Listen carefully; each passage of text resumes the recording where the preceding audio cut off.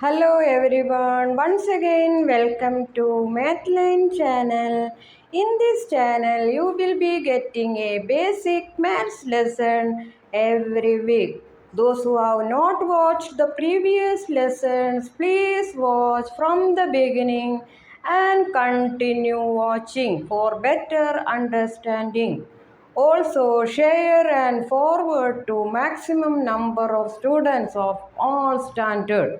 So let us start today's lesson with a new topic, that is property of equilateral triangle. You have studied what is an equilateral triangle.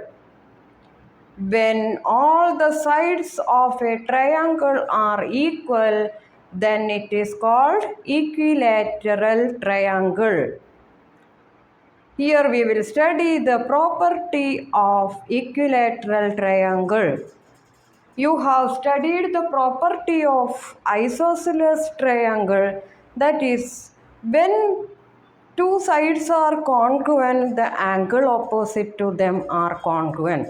When you apply this here all the sides are congruent. If you take any pairs of sides and you apply isosceles theorem, the angle opposite to them are congruent. So from that, what property you will get for equilateral triangle? All the angles are congruent. Angles opposite to congruent sides are equal. Since all the sides are congruent, angles opposite to them are also congruent. That is the property of equilateral triangle. So what is the property? If all the sides of a triangle are congruent, then all the angles are also congruent, or angles opposite to them are also congruent. And converse of this, if all the angles of a triangle are congruent, then the sides opposite to them are also congruent. In other words, if all the angles of a triangle are congruent, then all the sides are also congruent. Here in this figure, triangle ABC is an equilateral triangle. That is AB equal to BC equal to AC. So by the property of equilateral triangle, angle A congruent to angle B congruent to angle C. And converse of this property, if in triangle ABC, if angle A equal to angle B equal to angle C, then AB congruent to BC congruent to AC. Clear? So another property of equilateral triangles are, you have studied what is median, what is altitude, what is perpendicular bisector, what is angle bisector. If you draw the angle bisector, perpendicular bisector and median, altitude, all these lines will be one and the same for equilateral triangles. That is, all the three medians, all the three altitudes, all the three angle bisectors, and all the three perpendicular bisectors are one and the same. So in this figure, AM is the altitude, AM is median, AM is bisector of angle A, and AM is the perpendicular bisector of sec BC. So all these segments intersect at a point, right? The perpendicular bisectors, angle bisectors, medians, altitudes all intersect at the point O. For all the sides, they are one and the same. Clear?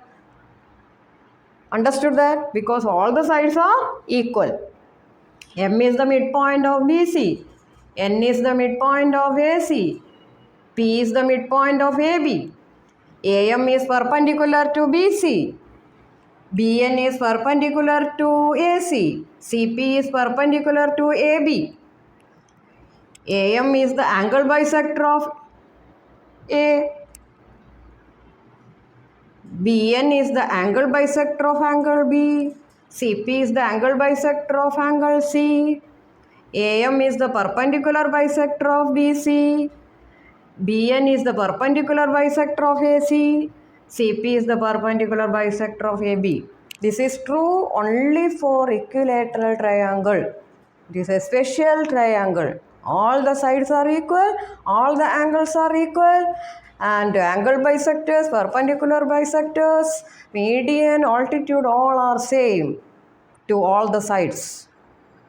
Also, you have studied incircle and circumcircle, so their centers are also same for equilateral triangle. Incenter and circumcenter are same for equilateral triangle. These are the important properties, special properties of equilateral triangle, and we can solve sums regarding these properties. For example, in triangle ABC, same figure, AB congruent to BC congruent to AC, that is given, that is equilateral triangle. BC equal to 4 centimeter. Find AM and CM.